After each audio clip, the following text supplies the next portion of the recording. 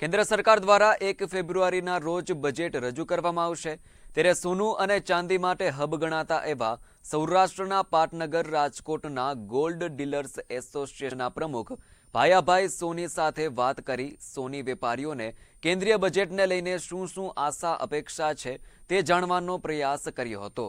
ત્યારે ભાયાભાઈએ જણાવ્યું હતું કે રાજકોટ સોનાની ઉદ્યોગ પર જીએસટી દરો પર રાહત આપવામાં આવે તેવી મુખ્ય માંગ છે, કારણ કે વર્તમાનમાં સોના અને દાગીના ઉપર કુલ 3% જીએસટી લાગુ છે। તેમજ હાલ કિંમતમાં ભાવ વધારો થતાં લોકો ખરીદી કરવાનું માંડી રહ્યા છે, તેથી જીએસટીના ઘટાડામાં આવે તો ખરીદીમાં મોંઘવારી ઘટશે અને ગ્રાહકોની માંગો વધશે। આથી વેપારીઓ અને હસ્તકલા ઉદ્યોગ માટે જીએસટી રિફોર્મ્સથી સીધી જ મદદ મળી શકે તેવી આશા વ્યક્ત કરી હતી। ત્યારે અમારી એક આશા અને અપેક્ષા એ છે બજેટની અંદર, કારણ કે જ્યારે જીએસટી આવ્યું ત્યારે અમારી ઉપર 5% હતું, અત્યારે ઘટાડી અને પછી 3% કર્યું અને 3% કર્યા પછી આજે 3% પણ અમને બહુ વધારે લાગે છે।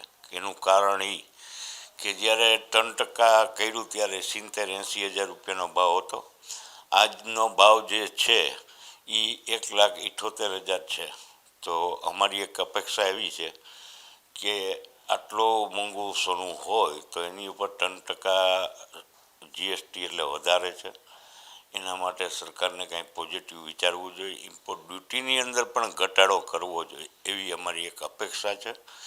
એ જો થાય તો લોકોને અને અમને લોકોને રોજીરોટીમાં કાંઈ ને કાંઈ મળતું રહે, કારણ કે આટલો બધો જીએસટી 3% એટલે આમ તમે ગણો તો અમારી મેટલની હિસાબે એ લગભગ 30-35% બીજી મેટલ વસ્તુ કરતાં થઈ જાય છે।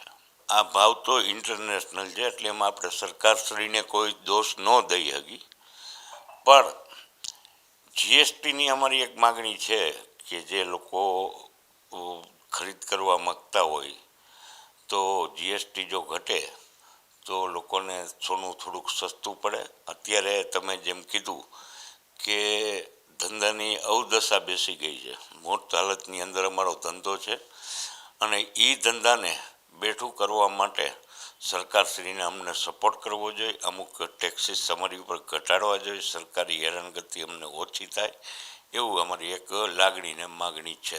રાજકોટ સોના અને ચાંદી માટે એવું એક હબ છે કે જે મિની જાપાન ગણાય છે અને એની અંદર વિવિધ પ્રકારના હેન્ડવર્કના પણ એટલા જ દાગીના થાય છે, મશીનરીના બી એટલા થાય છે અને નંબર 1 આજથી નહીં પણ વર્ષોથી આ નંબર 1 ઉપર જ છે સોના અને ચાંદીની ઉપર।